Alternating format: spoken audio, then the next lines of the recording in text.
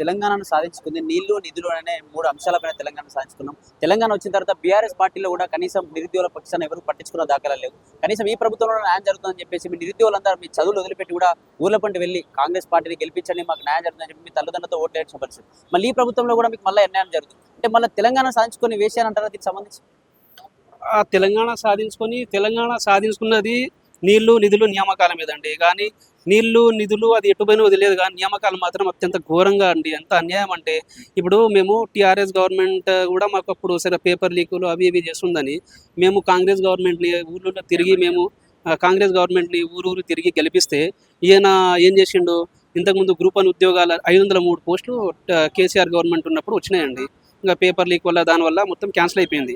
ఆ తర్వాత ఏమైంది, వీళ్ళు అంటే ఒక ప్లాన్ ప్రకారం కాంగ్రెస్ గవర్నమెంట్ ఏం చేసిందంటే 60 పోస్టులు యాడ్ చేసింది. 60 పోస్టులు యాడ్ చేసి ఏం చేసింది, వాళ్ళకి సంబంధించిన వాళ్ళని అంటే వాళ్ళ చుట్టాలు, వాళ్ళ మనమళ్ళు, వాళ్ళు ఫారిన్లో ఉంటారు కదా, వాళ్ళని అందరూ తెప్పించుకొచ్చి ఇక్కడ అప్లై చేయించిన తర్వాత ఇప్పుడు మెయిన్స్ ఎగ్జామ్ ఏదో ప్రిలిమ్స్ రాసిండ్రో రాయలేరో కూడా మాకు తెలియదు. మొత్తం మీద మెయిన్స్ వరకు వచ్చారు, రాసిన తర్వాత ఇప్పుడు పేపర్ ఎవాల్యుయేషన్ ఎట్లయిందండి మాకు. ఇప్పుడు పేపర్ ఎవాల్యుయేషన్ ఇప్పుడు తెలుగు మీడియం వాళ్ళు దగ్గర 45% మంది రాసే 9% సెలెక్ట్ అయ్యారు. అంటే అక్కడ ఎవాల్యుయేషన్ ప్రాసెస్ అనేది చాలా అంటే లోపభూయిష్టంగా జరిగింది. ఇంగ్లీష్ ప్రొఫెసర్లని పెట్టుకొని తెలుగు మీడియం పేపర్లని దిద్దిస్తే మార్క్స్ ఎట్లా వస్తాయండి? మార్క్స్ అంటే మాకు ఇక్కడ తెలుగు మీడియం వాళ్ళకి తీవ్రంగా అన్యాయం జరిగిందండి మాకు. అండ్ ఇంకోటి, తెలుగు మీడియం మీద తీవ్రంగా అన్యాయం జరిగిందని సింగిల్ బెంచ్లో దగ్గర మేము 4-5 నెలలు కొట్లాడితే మాకు మంచి అంటే అంటే జడ్జి గారు మాకు అనుకూలంగా తీర్పిచ్చారు. దానికి ఇక్కడ సీఎం రేవంత్ రెడ్డి భయపడి ఎక్కడ ఏం అవినీతి బయటపడుతుందో అని చెప్పి ఆ జడ్జి గారిని కలిసి ముందు రోజు ఆ నెక్స్ట్ డే మొత్తం అది ఆర్డర్ కాపీ తెప్పించుకొని అర్ధరాత్రులు మొత్తం రిజల్ట్ ఇచ్చి వెంటనే నియామకాలు ఇచ్చి అసలు ఏంది అసలు ఈ తెలంగాణలో కదా మనం ఉంటే, ఈ తెలంగాణలో కదా ఇంత అర్ధరాత్రి రిజల్ట్ ఇచ్చి వాళ్ళకి ఇవ్వడం ఏంది? సింగిల్ బెంచ్ అంత పెద్ద తీర్పిచ్చిండు, 222 పేపర్లు తీర్పిచ్చినప్పుడు దాన్ని కులంకుశంగా చర్చించాలి కదా. మరి రిజల్ట్ మంచిగా ఇవ్వాలి కదా. మళ్ళీ గ్రూప్ 1 అంటే అత్యున్నత స్థాయిలో ఉండే ఉద్యోగాలు కదా. మరి మంచిగా మీడియా సమావేశం పెట్టి మంచిగా ఇవ్వాలి కదా రిజల్ట్. అంత అర్ధరాత్రి కూడా దయ్యాలు తిరిగే టైంలో దాంట్లో తిరగడం ఏందండి? నేను ఒకటే డిమాండ్ చేస్తున్నా, రేవంత్ రెడ్డికి కానీ ఆ టీఎస్పీసీ చైర్మన్ కానీ నిజంగా ఇద్దరికి సిగ్గు శరం లేదు. వాళ్ళకి సిగ్గు శరం ఉంటే మేము ఇంగ్లీష్ ఇప్పుడు మొన్న జాబులు వచ్చినాయి, వాళ్ళ 562 ఉన్న జాబ్ వచ్చిన వాళ్ళ పేపర్స్ మా పేపర్స్ బయట పెట్టమని చెప్పండి. మీకు సిగ్గు శరం ఉంటే మీరు నిజంగా రోజు అన్నమే తింటే బయట పెట్టండి మా పేపర్లు. మేము సరిగా రాయలేదు, వాళ్ళకంటే మేము సరిగా రాయలేదు అంటే మాకు ఉరి శిక్ష ఇస్తారా, ఏం చేస్తారా, జైలు వేస్తారా, ఏం చేస్తారా చేయండి. మీకు దమ్ము ఉంటే చెప్తున్నాం కదా, మీకు దమ్ము ధైర్యం ఉంటే పేపర్లు బయట పెట్టండి. ఇప్పుడు డిస్ప్లే చేయాలి కదా, పేపర్లు బయట పెట్టాలి కదా. మేము రాసిన పేపర్లు ఎవడో ఇప్పుడు అంటారు బయట నుంచి వచ్చి ఎవడు రాసిండో తెలియదు, ఎవడు ఏంటో తెలియదు. 21 డిఎస్పీ అంటాడు, 21 డిప్యూటీ కలెక్టర్ అంటాడు, ఒకటేమో 90 రోజులు చదివి జాబ్ కొట్టిన అంటాడు, ఒక ఆమె 10 రోజులు చదివి తెలంగాణ మూవ్మెంట్ నాకు 90 మార్కులు వచ్చింది. ఎట్లా వస్తాయండి ఇవి? మాకేమో తెలంగాణ మూవ్మెంట్లో 30 మార్కులు 40 మార్కులు. నా పేరు మహేందర్ అండి, నాకు వచ్చింది 410 మార్కులు నాకు వచ్చింది. తెలుగు మీడియంలో రాశానండి నాకు.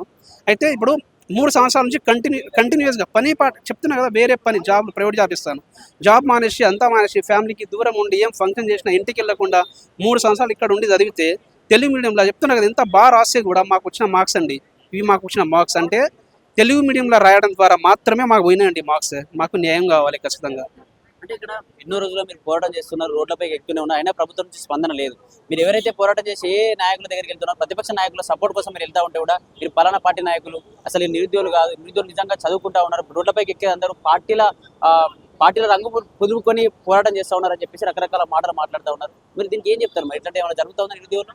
ఇప్పుడు అలా అనుకున్నప్పుడు ఇప్పుడు బయటకు వచ్చి చూడాలి కదా. ఇప్పుడు మేము మాట్లాడుతున్నాం కదా, చూడాలి కదా. సరే ఇప్పుడు మా నంబర్స్ పెడతాము, మా హాల్ టికెట్ నెంబర్ పెడతాము, మా మార్క్స్ షీట్ కూడా పెడతాము, చూడండి. మేము పార్టీకి సంబంధించిన వాళ్ళమా లేకుంటే మేము రాసిన వాళ్ళమా? 3 సంవత్సరాలు ప్రిపేర్ అయినామండి. మా మార్క్స్ కూడా చూపిస్తాం మీకు. 3 years ప్రిపేర్ అయినాము మేము. అంటే ఇప్పుడు తెలుగు మీడియంలో మేము ఇంత అన్యాయం చేస్తామని మీరు ముందే ప్రీ ప్లాన్డ్గా అనుకుంటే మీరు తెలుగు మీడియం స్కూళ్ళు నడపడం ఎందుకు? మరి తెలుగు మీడియం లాంగ్వేజ్ పెట్టడం ఎందుకు చెప్పండి? మేము ఇంగ్లీష్ క్వాలిఫై పేపర్ పెడితే కష్టపడి చదివి ఇంగ్లీష్ క్వాలిఫై అయ్యి మేము ఎగ్జామ్కి అటెంప్ట్ ఇస్తే మాకు మార్క్స్ ఎందుకు ఇయ్యరండి చెప్పండి? చెప్తున్నా కదా, మీరు మీ పేపర్లు తీయండి. మేము ఇప్పుడు తెలుగు మీడియంలో రాసి ఘోరంగా మోసపోయినా పేపర్లు తీయండి మీరు బయటికి. అసలు ఎంత అన్యాయం అండి అసలు. మీరు రేవంత్ రెడ్డి గారేమో ఇప్పుడు వరల్డ్ ఎకనామిక్ ఫోరం సదస్సులపైకి వెళ్ళి తెలుగులో మాట్లాడవచ్చు, ఆయన అక్కడికి వెళ్ళి ఇంగ్లీష్ కంట్రీకి వెళ్ళి తెలుగులో మాట్లాడవచ్చు. మాట్లాడలేదు కదా, మీకు దమ్ము లేదా? మీకు రాదా? మీరు సీఎం అవ్వలేదా? మీరు ఇంగ్లీష్ మీడియం చదువుకుని సీఎం అయ్యారా? మీరు ఏం మాట్లాడతారండి బయట అసెంబ్లీలో? బూతులు మాట్లాడతారా? తెలుగులో ఉన్న మంచి పదాలు మొత్తం మాట్లాడతారు కదా. మీరు సీఎం అవ్వలేదా? మేము తెలుగులో రాసే తప్పేంటి చెప్పండి? ఇప్పుడు తెలంగాణలో తెలుగు భాషని ఎందుకు అణగదొక్కుతున్నారు చెప్పండి. తెలుగు మీరు మాట్లాడేది తెలుగు, శాసనాలు చేసేది తెలుగు మీడియంలో, మీ మినిస్టర్లు మీ అసెంబ్లీలో మాట్లాడేది తెలుగు మీడియంలో. మీరు మీ మినిస్టర్లు కానీ మీకు సంబంధించిన కాంగ్రెస్ లీడర్ బయట ఇంగ్లీష్లో మాట్లాడుతున్నారా? మీరు ఇంగ్లీష్లో పరిపాలన చేస్తున్నారా? తెలంగాణ కదా మన భాష, తెలుగు భాష కదా, దాన్ని ఇజ్జత్ ఇవ్వాలి కదా. మరి మీకు పార్టీలో ఉన్న నాయకులందరూ సపోర్ట్ గా వచ్చారు, మీకు త్వరలో న్యాయం చేస్తామని చెప్పారు. అలాగే ప్రతిపక్షంలో ఉన్నటువంటి నాయకులందరూ వచ్చి ఇప్పుడు ఎమ్మెల్సీ కవిత కూడా వచ్చింది. మరి వాళ్ళందరూ ఎవరి నుంచి కూడా మీకు న్యాయం జరగలేదు. మరి ఎమ్మెల్సీ కవిత నమ్మే ఛాన్స్ ఉందా? మరి న్యాయం జరుగుతుందని భావిస్తున్నారా మీ నిరుద్యోగులందరూ? ఇప్పుడు ఎలాగో రూలింగ్లో ఉన్న పార్టీ నుంచి అయితే మాకు న్యాయం జరగదండి. ఎందుకంటే బయట మాట్లాడే వాళ్ళందరూ దొంగలండి. ఈ బల్మూరి వెంకట కానీ, ఆ మానవతారాలు కానీ, ఈ రోడ్ల మీద తిరిగే కుక్కలండి. నిజంగా వీళ్ళకి ఏం తెలియదు. వీళ్ళు నిజంగా వీళ్ళకి సిగ్గు శరం ఉంటే వీళ్ళ పిల్లలు కానీ వీళ్ళు ఉంటారు కదా, వీళ్ళు తెలుగు మీడియం కాకుండా ఏ మీడియం చదువుతారండి? మరి అలాంటి అంత అన్యాయం జరిగినప్పుడు అన్యాయం గురించి మాట్లాడకుండా ఏదో కప్పిపుచ్చుకోవడానికి ఆ మానవతర ఉంటాడు. అసలు ఆయనకి బుర్ర ఎట్లా పనిచేస్తుందో కూడా తెలియదు. రోజు డిబేట్కి వచ్చి అదొచ్చి ఇదేదో మాట్లాడుతుంటాడు, మీకు చేత కాదు ఇదే. మరి నువ్వు బయట పెట్టు పేపర్లు, మా చేత అవుతుందా లేకుంటే కాదా, మాకన్నా మంచిగా రాసిన నువ్వు పేపర్లు బయట పెట్టు, మీ గవర్నమెంటే కదా ఉంది. నేను ఇంకోటి, మాకు ప్రతిపక్షాల నుంచి అంటే మాకు ఎక్కడ కూడా సపోర్ట్ దొరకలేదండి. మేము జెన్యున్గానే మేము లీగల్గా ఫైట్ చేస్తున్నాము. మాకేమన్నా కొంచెం మాకు లాయర్లకి దీనిలకి మాకు అమౌంట్ అది సపోర్ట్ ఇస్తారని కవితక్కని కలిసామండి మేమంతే. జరుగుతుంది, ఖచ్చితంగా నమ్మకం ఉందండి. ఖచ్చితంగా న్యాయం గెలిపించుకుంటాం, వదలమండి, దీన్ని వదలం. ఎందుకంటే చాలా ఫ్రాడ్, ఇది లాంగ్వేజ్ బేస్ మీద చాలా ఫ్రాడ్ జరిగింది. చెప్తున్నా కదా, నియామక పత్రాలు వచ్చే దగ్గర ఆడి కార్ల మీద వచ్చిండు, BMW కార్ల మీద వచ్చిండు. కొంతమందిని ఏదో పేదవాళ్ళ సైకిల్ పంచారు కూతురు అంటారు, లేకుంటే బస్ కండక్టర్ కొడుకు వచ్చిందంటారు. కొంతమందిని ముందర పెట్టుకొని మరి మిగతా 520 మంది ఎక్కడున్నారండి? వీళ్ళు బడాబాబుల కొడుకులు ఎందరు? మేము చదివింది తెలుగు మీడియం కదా. మేము చదువుతున్నప్పుడు మొత్తం ఇంగ్లీష్ మీడియం స్కూల్స్ ఎక్కడ ఉన్నాయి? తెలుగు మీడియం స్కూల్సే కదా ఉండేది. మరి మీరు చెప్పాలి, ఒక్క మాట చెప్పాలి. అరే భయ్, మేము తెలుగు మీడియంలో పెట్టాము, నాట్ ఎలిజిబుల్ అని పెడితే మేము రాయం కదా, అప్లై చేసుకోం కదా. అవి మేము వేరే ఉద్యోగాలను కొడతాం కదా, Group 2, 3 లాంటివి. మేము వీటిని నమ్మి వీటిని కోల్పోయినామండి. ఇప్పుడు కూడా నిజంగా మాకు వచ్చిన జెన్యున్ మార్క్స్ అండి, 14 మార్క్స్ వచ్చి నాకు తెలుగు మీడియంలో రాసి 14 మార్క్స్ వచ్చినాయి. 3 సంవత్సరాలు కష్టపడ్డా, 3 సంవత్సరాలు చెప్తున్నా కదా, ఊరికి వెళ్ళకుండా కష్టపడ్డాను. కానీ మొత్తం ఫ్రాడ్ అండి, మొత్తం ఫ్రాడ్ అంటే ఫ్రాడ్. ఆయన పోయి 1 డే బిఫోర్ పోయి ఆయన జడ్జి కలుస్తాడు, అంత తీసుకుంటాడు. అంటే సీఎం ఉంటే ఏమైనా చేసుకోవచ్చు, ఏమనంటే పోయి అడ్డదడ్డంగా వాదిస్తారు ఆ కోర్టులో. ఏమన్నా TGPSC సొంతంగా బాడీ, మాకు సొంతంగా బాడీ ఉంటుంది, కాన్స్టిట్యూషనల్ బాడీ అనేది TGPSC ఉంటుంది. అంటే ఏమనంటే TGPSC ఏం చేస్తే అది చదువుతారంట. అంటే మీరు 2 హాల్ టికెట్ ఇచ్చుకోవచ్చు. మీరు పెట్టారా? మీరు నోటిఫికేషన్లో మేము ప్రిలిమ్స్కి ఒక హాల్ టికెట్, మెయిన్స్కి ఒక హాల్ టికెట్ ఇస్తామని మీరు చెప్పారా? మీరు చెప్పలే కదా. మరి అంత అక్రమాలండి మొత్తం. అసలు ప్రిలిమ్స్ ఎవరు రాశారో తెలియదు, మెయిన్స్ ఎవరు రాశారో తెలియదు. హాల్ టికెట్ బయట పెట్టమంటే బయట పెట్టరు, అది మా రూలు. అది మమ్మల్ని క్వశ్చన్ చేయొద్దు, మాది ఇండిపెండెంట్ బాడీ, మీరు క్వశ్చన్ చేయొద్దు అంటే ఎట్లుంటుంది? అంటే మీరు ఏది చేస్తే అది చెల్తుందా?